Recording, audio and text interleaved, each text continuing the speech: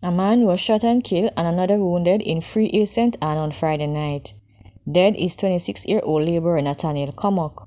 Police reports are that around 9:20 p.m. Comock and another man were standing in the community when they were pounced upon by gunmen who opened fire, hitting them. Residents alerted the lawmen and both men were taken to hospital. Comock later succumbed to his injuries. The other man was admitted. Investigations are ongoing. An unidentified man was stabbed to death in Ocho Rios, St. Anne on Saturday morning. The deceased appeared to be in his 40s, of dark complexion, medium build, and clad in a green-looking shirt, a pair of black jeans pants, and a pair of black and red shoes. Reports are that about 2:45 a.m. residents stumbled upon the body. When the lawmen arrived at a scene in the vicinity of Burger King, the body was found lying in blood with what appeared to be stab wounds to the head.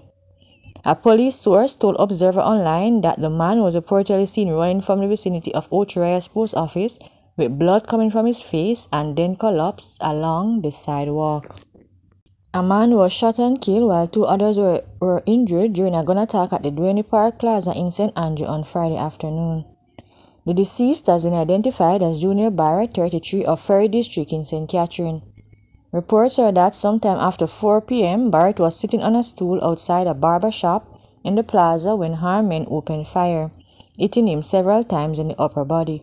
The other men, who were passerby, received injuries to their hip and shoulder.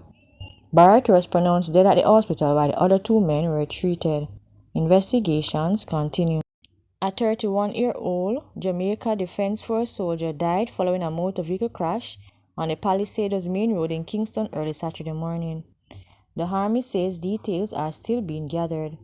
The crash occurred around 1 a.m. while James Roper was driving a blue Volkswagen Jetta motor car towards the Norman Manley International Airport, according to Commissioner of Police Gary Mackenzie, head of the Jamaica Constabulary Force Public Safety and Traffic Enforcement Branch.